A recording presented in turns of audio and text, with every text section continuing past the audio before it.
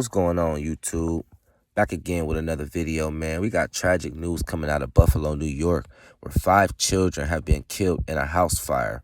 3 girls ages 7, 8, and 10 were pronounced dead at the scene on Saturday. 2 more children were pronounced dead at the hospital. Again, this happened in Buffalo, New York.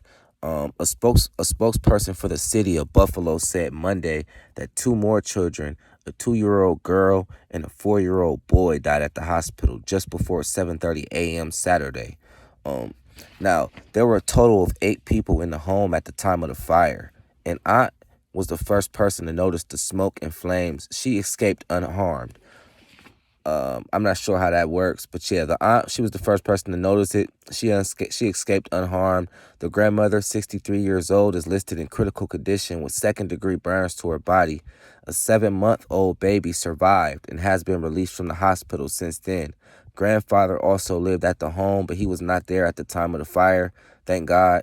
The cause of the fire is still under investigation. Firefighters are saying that it appears that it have started on the first floor in the dining room and just spread out throughout the house. And there's actually an estimated total of $150,000 in damage to the home. And there were actually smoke detectors working in the house. So that's the whole story on that, man. Again, this is sad. Condolences to those children. Rest in peace to those kids, man. Condolences to the family. Prayers. It's very sad, man. Back to the aunt.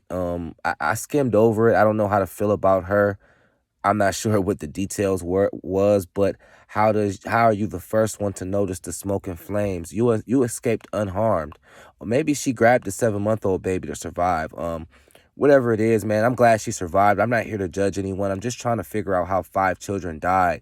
You were the first one woke and you got out unharmed. But now that I'm thinking about it, maybe she grabbed the 7-month-old baby and left, which is perfectly, I understand that completely, man. It's just a sad scenario.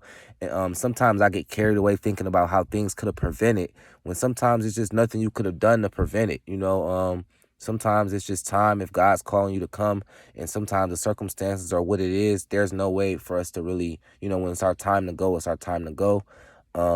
However, I don't really believe that it was those 5 children's time to go. I don't believe it, man. And that's just, I'm going to stand on that. However, I don't blame the aunt. I don't blame anyone for this at all. It's not my place.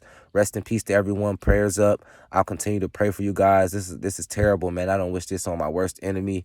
And I'll bring you guys a report on this as much as I can, as well as other cases. You guys stay prayed up. Try to make it home safe at night.